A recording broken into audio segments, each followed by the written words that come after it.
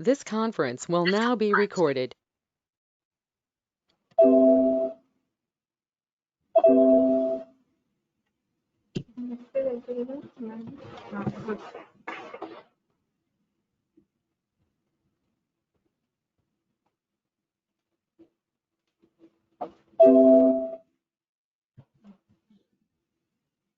Good morning, everyone. Today, my topic is pulmonary manifestations of systemic diseases. We'll talk about some systemic diseases and their manifestations in the lung, actually thorax, the lung, the pleura, and the lymphatics, etc. So I'm Dr. Niharika, Assistant Professor, Department of Respiratory Medicine. So systemic diseases are characterized by typical manifestations in more than one organ system. That means they involve more than one organ system, not only just the lung. For example, sarcoidosis, we have neurosarcoidosis, cardiovascular sarcoidosis, skin involvement, um, CNS involvement, um, lungs. So multiple organ systems will be involved. The most common systemic diseases that affect the lung include the sarcoidosis, connective tissue diseases. These connective tissue diseases are, for example, systemic lupus erythematosus, scleroderma, rheumatoid arthritis. All these are connective tissue disorders. And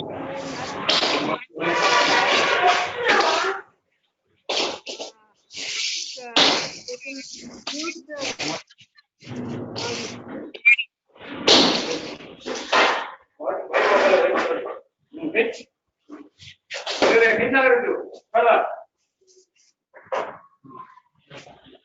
please mute the audio. The lot of disturbance over here. Another thing is vasculitis, that is involvement of liver, arteries, vessels, capillaries, or it can be small vessel, medium vessel, or large vessel vasculitis.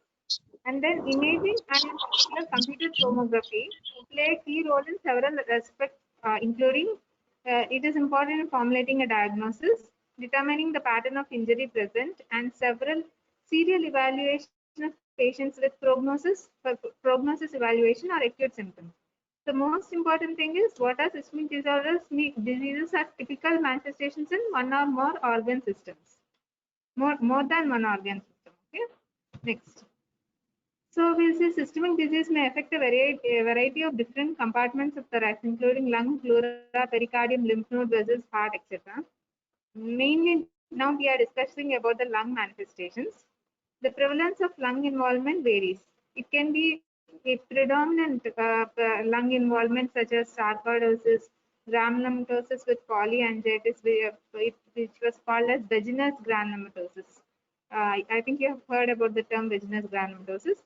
So there is a lot of lung involvement in these kinds of systemic diseases, and only rarely involved in conditions like Hina's-Spanlin purpura.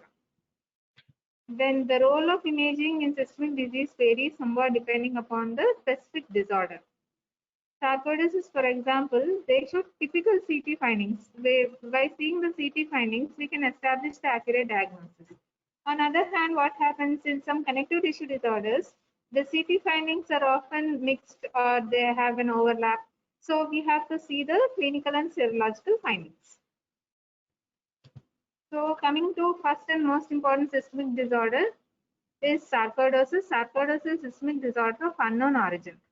It was seen the thought of genetic predilection because of more of cases seen in the families, but actually the origin is unknown. Sarcoidosis is characterized by non-caseating. The word here important is this non-caseating. Sorry, non-caseating epithelioid cell granulomas in multiple organs. The CT appearance of pulmonary sarcoidosis varies greatly, but there are some specific findings in CT in pulmonary sarcoidosis by which you can accurately diagnose. We will discuss about them later. So what is the histology about pulmonary sarcoidosis? I told you it is characterized by non-caseating granulomas, epithelioid cell granulomas. What is a granuloma?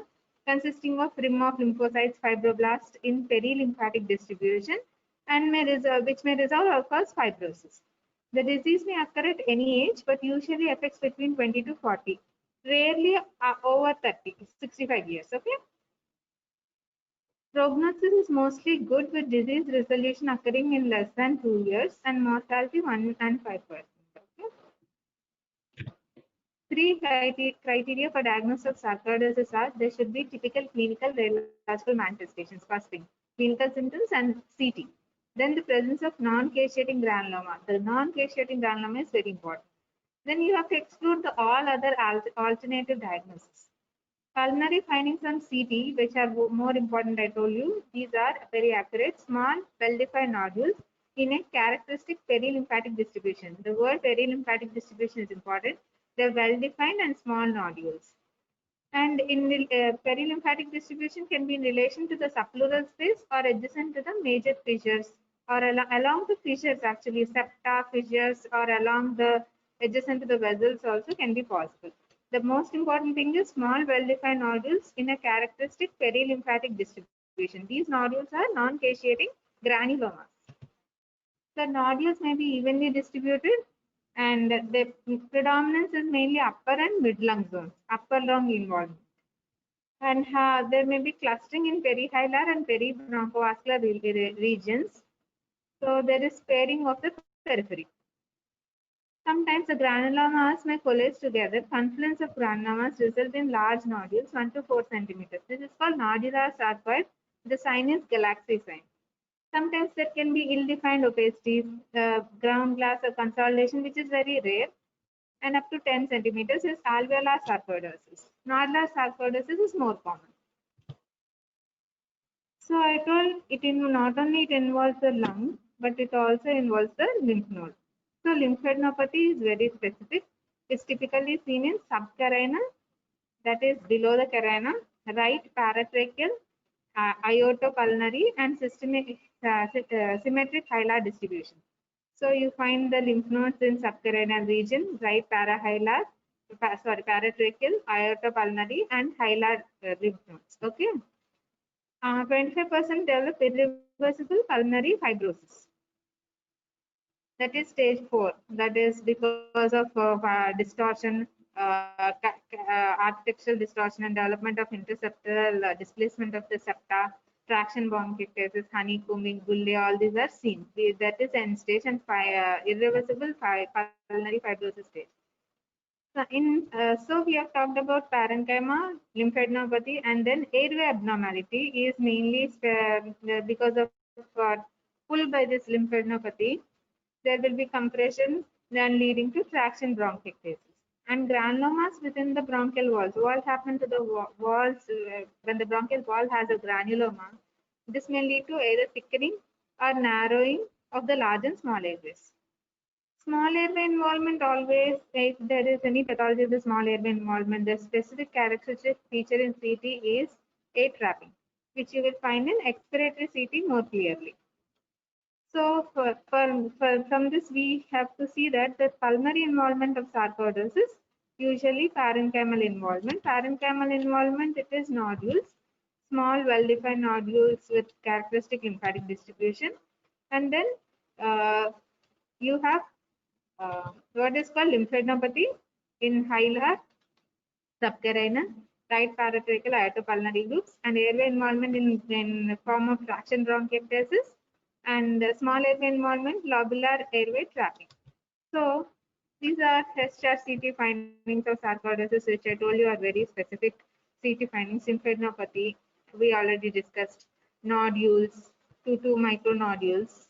Then perilymphatic distribution, that is usually subpleural along the septa on the pleura, subpleural, interlobar, peribronchoscopal also. Fibrosis because of arterial distortion and bronchiectasis, volume loss. So distribution is predominantly, I told you, upper lobes and middle zones, mainly upper lobes and perihilar areas. Atypical features are lymphadenopathy can be isolated. It may not be bilateral, it can be isolated. So typical feature is bilateral symmetrical. In atypical feature can be unilateral isolated. Airspace consolidation, I told you consolidations are very rare. So it comes under atypical feature. Linear opacities and fibrocystic disease. All these are atypical features, pleural effusion, etc. So then coming to next slide, what are the complications? So we see that in sarcoidosis there is lung involvement, both parenchyma, airways, lymph nodes, etc. Finally causing into fibrosis. So what is the main complication? Because of fibrosis, there is traction bronchiectasis, bronchiectatic cyst formation, which may further develop in future into aspergillomas. That is fungal ball development in the bronchiectatic cavity. Then, because of this fibrosis, there can be pulmonary hypertension.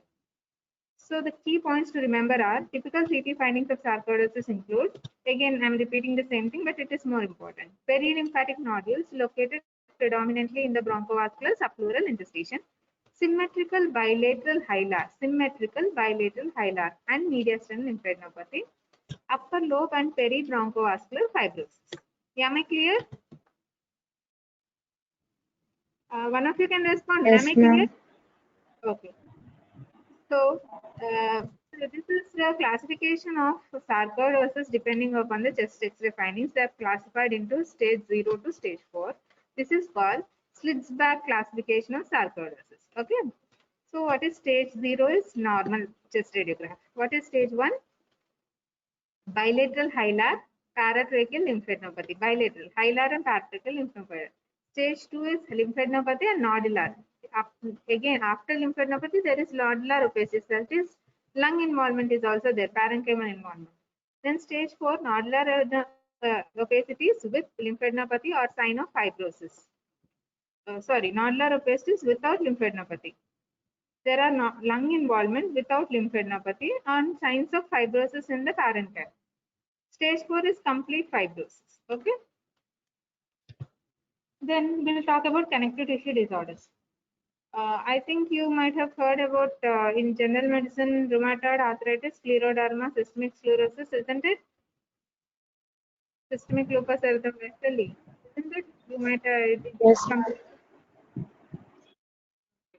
So we will discuss in brief about actually these things because there are a lot of topics under connective tissue disorders. So rheumatoid arthritis, then scleroderma, systemic lupus erythematosus, myositis, that is dermatomyositis and polymyositis. Then Sjogren's syndrome and mixed connective tissue disorders, also called MCTD. Okay. Uh, in all these conditions of connective tissue involvement, there is connective tissue disorders, there is lung involvement. Usually the lung involvement is in the form of any interstitial lung disease. That is, it is affecting the interstitium more than the parenchyma, airway, etc. But all the time the parenchyma, airway are also involved, but most commonly interstitium is involved in the form of various interstitial pathogens like usual interstitial pneumonia, non-specific interstitial pneumonia, lymphoid interstitial pneumonia, etc. So you have to get to use these terms like usual interstitial pneumonia, non-specific interstitial pneumonia. So these are the patterns of interstitial lung disease. So I don't want to confuse you, but we'll discuss them later. So the diagnosis of connective tissue disorders is made predominantly using clinical and serological findings because the CT is not very much useful because usually most of the CT findings overlap. You will not be able to diagnose exactly by just looking into the CT which type of connective tissue disorder. So you mainly the diagnosis of CTD depends upon the clinical and serological findings. Okay. Imaging is important in the detection and characterizing of lung disease, particularly given that pathology is not usually obtained. So coming to rheumatoid arthritis, most patients with rheumatoid arthritis have abnormalities on high resolution chest CT. So HRCT. We usually require HRCT when we think about any interstitial lung diseases. So however, they are commonly asymptomatic. Patients are asymptomatic with no lung symptoms, but HRCT, there will be some or the other manifestations in any rheumatoid patient. So airway disease appears to be the earliest manifestation in rheumatoid arthritis. That is, what do you see in rheumatoid arthritis? Bronchiectasis and air trapping. So lung involvement is in the form of bronchiectasis and air trapping in rheumatoid arthritis patients. So the major CT findings sometimes can be in the parenchyma can be centrilobular nodules and areas of ground glass opacities. The word centrilobular nodules is important. Then there can be lung fibrosis also. And I told you the most common patterns are usual interstitial pneumonia, UIP, and NSIP, non-specific interstitial pneumonia. So what about the treatment? Now we are treating rheumatoid arthritis with various biological agents recently, isn't it? So the most important of these is impaired immunity, the side effects of these agents. That is because of impaired immunity related to the use of anti-TNF alpha antibodies like etanercept, infliximab, adalimumab, which results in substantial increased incidence of tuberculosis and non-tuberculous myocardial infections because of its impaired immunity, causing impaired immunity, decreasing the immunity status. Next, coming to low dose methotrexate, which is often used in treatment of rheumatoid arthritis, may cause hypersensitive pneumonitis and also methotrexate pneumonitis. Okay, and this in turn may cause pneumocystis pneumonia, can be a complication of this therapy. So let's come to, we have talked about rheumatoid arthritis. Major presentation is, what is the major presentation in the lung? Bronchiectasis and also air trapping. And in lung parenchyma, there can be centrilobular nodules. Later, it can be interstitial involvement in the form of usual interstitial pneumonia, non-specific interstitial pneumonia. And the side effects of the treatment are, because of the immunocompromising state of this TNF alpha, the antibodies, which are used in the treatment of rheumatoid arthritis, there can be chances of tuberculosis, non-tuberculous mycobacterial infections, and also pneumocystis carini pneumonia chances are there. And also there can be, because of methotrexate, which is used in the treatment, it can cause methotrexate pneumonia. Okay.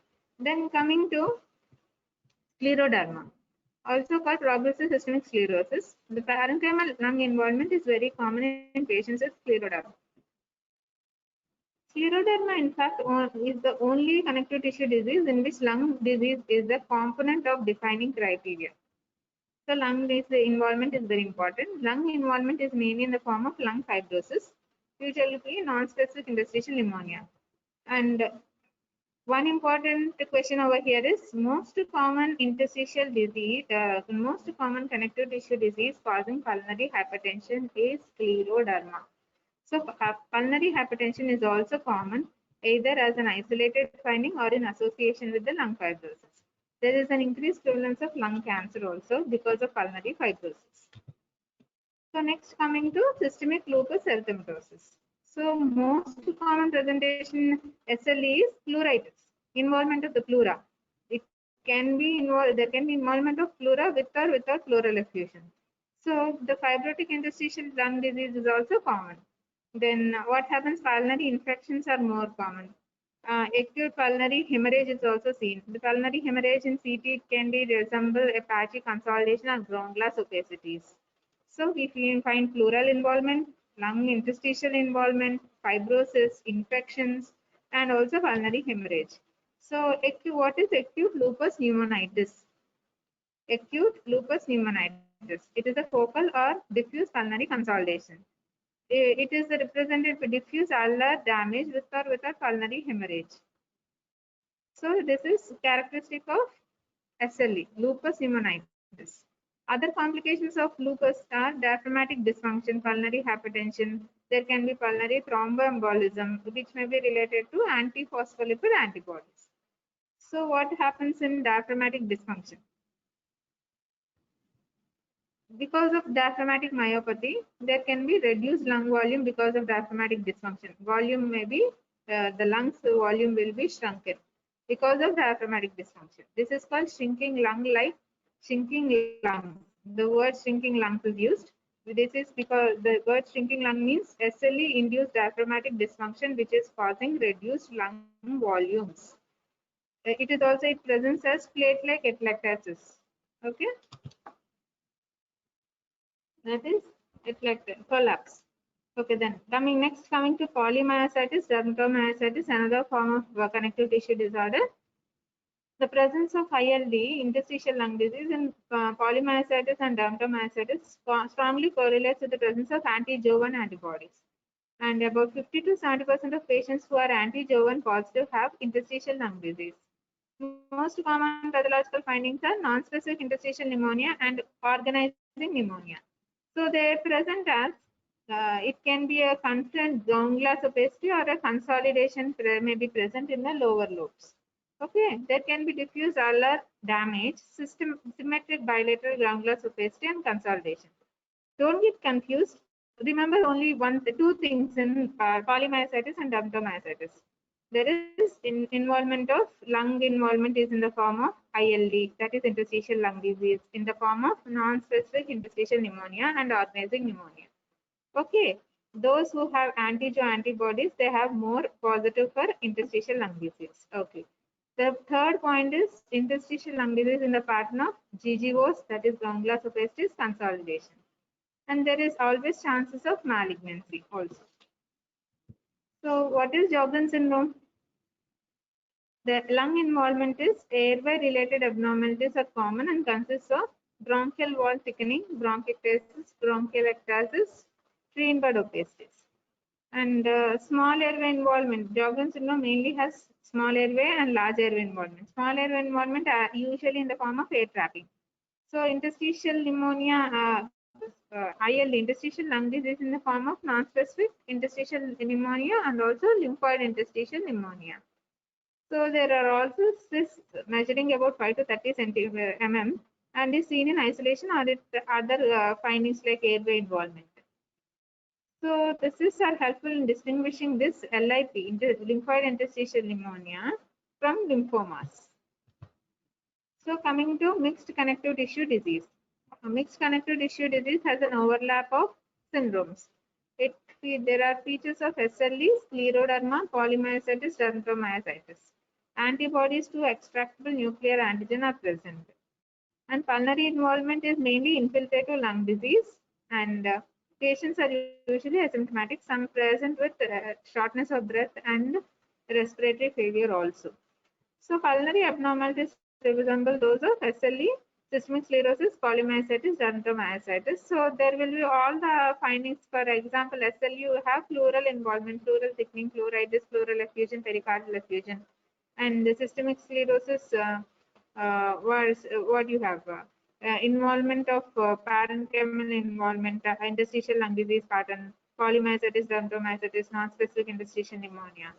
So other important complications are always because of fibrosis. There will be pulmonary arterial hypertension, esophageal dysmotility, because of esophageal dysmotility, which you see in systemic sclerosis, there is always chances of frequent aspirations into the lung and aspiration pneumonias. So the last entity in connective tissue disorders is interstitial pneumonia with autoimmune features.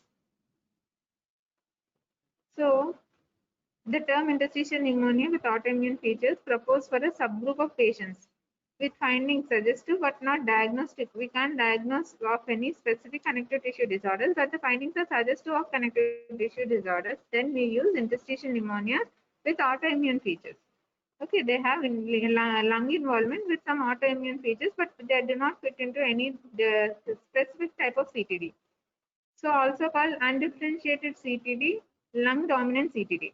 And the criteria for this diagnosis is clinical, serological, and anatomical. Anatomical in the form of CT findings. And CT patterns can be NSIP or organizing pneumonia, and an overlap can be there. Okay. So we'll come to vasculitis and pulmonary vasculitis and diffuse alveolar hemorrhage. For connective tissue for systemic disorders, we have talked about sarcoidosis, connective tissue disorders, that is rheumatoid arthritis, then scleroderma, SLE, then polymyositis, dermatomyositis, Sjogren's syndrome, and pulmonary interstitial pneumonia with autoimmune features. So now we'll talk about vasculitis. The term vasculitis refers to disorders characterized by inflammation of blood vessel wall. Okay.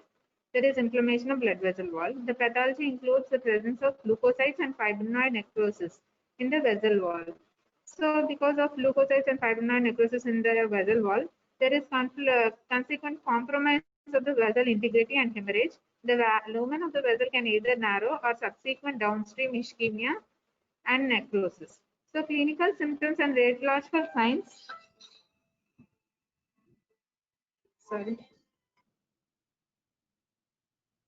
So, clinical symptoms and radiological signs suggestive of pulmonary vasculitis include diffuse alveolar damage, acute glomerular nephritis, upper airway disease, lung nodules or cavitary nodules, mononeuritis multiplex, and probable purpura. So, combined involvement of lung and kidney or some of these disorders are also described as pulmonary renal syndrome. So, these are various forms of vasculitis. Okay, small vessel vasculitis, medium vessel vasculitis, large vessel vasculitis, connective tissue disorders with vasculitis. Small vessel vasculitis again divided into ANCA associated, immune complex associated. ANCA associated are granulomatous vasculitis with polyangiitis, also called vaginous granulomatosis. Pulmonary involvement is about 90% and renal involvement is 80%. So next is eosinophilic granulomatosis vasculitis with polyangiitis, also called Strauss. It is more common in asthmatics. Okay. Then microscopic polyangiitis, frequently associated with this necrotizing granulomatosis, glomerulonephritis, which may land into renal failure. Then small vessel vasculitis with immune complex type are cryoglobulinemia, IgA, hinox-choline, and hypocomplementemic arterial vasculitis, anti-glomerular basement membrane vasculitis. Medium vessel vasculitis in the form of polyarteritis nodosa, large vessel vasculitis, Kawasaki syndrome, James cell arteritis, Takayasu. Connective tissue disorders with vasculitis are rheumatoid arthritis, systemic sclerosis, mixed connective tissue disorders, and also SLE. So, what is diffuse alveolar hemorrhage? Consists of hemoptysis, diffuse alveolar infiltrates, and drop in hematocrit is a clinical syndrome and not a disease in itself. It occurs in all primary and secondary small vessel vasculitis with capillaritis. So, key point is small vessel vasculitis is the most common to affect the lung and primarily includes three diseases: microscopic polyangiitis, glomerulonephritis with polyangiitis, and eosinophilic granulomatosis with polyangiitis. Typical CT findings are multiple cavitating nodules, diffuse alveolar hemorrhage, and bilateral granulars and consolidations. So next, coming to ANCA associated vasculitis, that is ANCA associated granulomatous vasculitis with polyangiitis, GPA, also called vaginous granulomatosis. Granulomatosis as a vasculitis with polyangiitis is most common form of ANCA associated vasculitis. Anti-neutrophilic cytoplasmic antibodies. It affects the sinuses, kidney, lung, and result in classical triad of symptoms comprising of upper airway disease, sinusitis, otitis, ulcerations, subglottis, and bronchial stenosis. Lower respiratory tract involvement typically presenting as hemoptysis, chest pain, dyspnea, and cough, and glomerular nephritis presenting as hematuria and azotemia. All involvements are present. Both upper airways, lower airways in the form of hemoptysis, chest pain, dyspnea, and glomerular nephritis, kidney involvement, hematuria, azotemia. Then most frequently seen pulmonary abnormalities, multiple nodules or masses of varying size with or without CT halo sign. CT halo sign is a nodule with surrounding GGO. Yes, when you see a nodule which nodule is again surrounded by a ground-glass opacity, it is called CT halo sign. That is perinodular. It represents perinodular hemorrhage. They tend to involve the subpleural regions. Lesions can be as large as 10 centimeters. However, most of them are smaller. Lesions are often cavitate and have thick walls. So sometimes there can be diffuse consolidation, ground-glass opacity, which may present pulmonary hemorrhage. And focal fibrotic changes are also seen because of recurrent hemorrhages. Superinfections of the cavities, nodules is not uncommon. Then reverse halo sign is also seen, reflecting organizing pneumonia. That is, what is reverse halo sign? What is halo sign? Nodule surrounded by the GGO is halo sign. What is reverse halo sign? GG was surrounded by the consolidation. See, consolidation is reverse halo sign, reflecting organizing pneumonia. In granulomatous vasculitis with polyangiitis is a rapid temporal evolution of nodules and space and opacities. So next, coming to the other form of small vessel vasculitis, that is eosinophilic granulomatosis with polyangiitis, also called Chuck straws. It is caused by small vessel vasculitis and in association with patients with asthma and is characterized by marked serum eosinophilia. So clinically, radiologically, and pathologically, it combines features of granulomatous vasculitis with polyangiitis and eosinophilic pneumonia. So many other organs may be involved, including the heart, the skin, and the musculoskeletal system, involvement of the peripheral nerves, etc. So while renal involvement and pulmonary hemorrhage are less common than in GPA. Up to 30% are ANCA positive, mostly MPO ANCA, and ANCA positivity is higher in active disease. So eosinophilic granulomatosis with polyangiitis is a distinct phase, has three distinct phases: asthmatic phase, eosinophilic phase, and vasculitic phase. Although these are not necessarily seen in that disorder. So, and asthma can precede the vasculitic phase by about 8 to 10 years. So if it is difficult to remember all these things, just remember that eosinophilic granulomatosis with polyangiitis is a small vessel vasculitis with ANCA association, and it exists with patients with asthma, and it has many combined features clinically, radiologically, and pathologically. And renal involvement and pulmonary hemorrhage are less common than other types of vasculitis. And then there is pulmonary involvement is in form of multifocal consolidation, ground glass appearances are also present. That's all. Then airway involvement, for example, like asthma, there can be bronchial dilation, drain bed appearance, bronchial wall thickening. Okay. Then next, small vessel vasculitis is microscopic polyangiitis. Is a necrotizing small vessel vasculitis without granulomatous inflammation. The word necrotizing is important. And clinically, long prodromal phase is present with weight loss and fever. And microscopic polyangiitis is most common cause of pulmonary renal syndrome. Rapidly progressive glomerulonephritis is seen and pulmonary involvement is seen.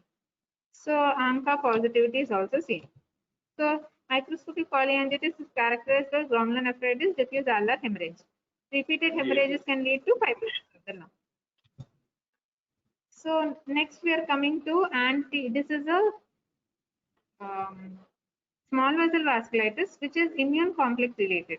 Anti-glomerular basement membrane disease, anti-GBM disease. It is the immune complex small vessel vasculitis and is characterized by circulating antibodies against antigen intrinsic to the glomerular basement membrane. It is circulating antigen antibodies against antigen which is intrinsic to glomerular basement membrane. So it results in necrotizing granulomatosis, which may lead into acute renal failure. And diagnosis is mainly by renal biopsy. What is the lung involvement? Always vasculitis, most common involvement is diffuse alveolar hemorrhage. So now you need to know the difference between Goodpasture syndrome and Goodpasture disease. The term Goodpasture syndrome is used for patients with glomerulonephritis and pulmonary hemorrhage irrespective of underlying cause. When there is just glomerulonephritis and pulmonary hemorrhage irrespective of underlying cause, it's called Goodpasture syndrome. Goodpasture's disease is restricted to combination of diffuse alveolar hemorrhage, glomerulonephritis, and anti-GBM antibodies, anti-glomerular basement membrane antibodies. So this is disease when there is anti-GBM antibodies. So imaging mainly, again, diffuse alveolar hemorrhage and present with patchy ground glass appearance or diffuse or sometimes consolidation. Recurrent episodes of hemorrhage may lead to fibrosis, bronchiectasis, etc. So miscellaneous systemic disorders, like we'll talk about few miscellaneous systemic disorders in the form of inflammatory bowel disease. You know what is inflammatory bowel diseases, right? Ulcerative colitis, Crohn's disease are associated with a wide variety of pulmonary complications. Both ulcerative colitis and Crohn's disease are associated with tracheobronchitis and airway stenosis. Bronchiectasis, bronchial wall thickening are also common. Parenchymal abnormalities are associated with inflammatory bowel disease, including organizing pneumonia, pulmonary hemorrhage, and granulomatosis infiltration and Conn's disease. So, amyloidosis light chain disease. Amyloidosis and light chain deposition disease are rare disorders characterized by extracellular deposition of proteins in one or more organs. They both share clinical, radiological, and pathological features. The difference is in two entities, that is, Congo red staining and fibrillar structure on electron microscopy is seen in amyloidosis. Three radiographic manifestations of amyloidosis are, there are three types, that is nodular parenchymal, diffuse alveolar septal, and tracheobronchial. That is, there is deposition of extracellular deposition of protein in this in the lung in nodular parenchyma, diffuse alveolar septa, and tracheobronchial involved. Most common findings are small nodules, usually perilymphatic, consolidation, GGO, and reticulation. Imaging findings in light chain deposition, two types, that is nodular, diffuse. Nodular type presents with scattered solid nodules often associated with cysts. The nodules are typically located within or adjacent to the walls of the cyst. Diffuse type may show small nodules resembling diffuse alveolar septal type of amyloidosis. Then, Erding-Chester's disease. It is an infiltrative disorder in which non-Langerhans cell lymphocytosis are found in one or more organs. It affects bones, brain, kidney, cardiovascular system, and also lung findings are smooth interlobular septal thickening resembling pulmonary edema.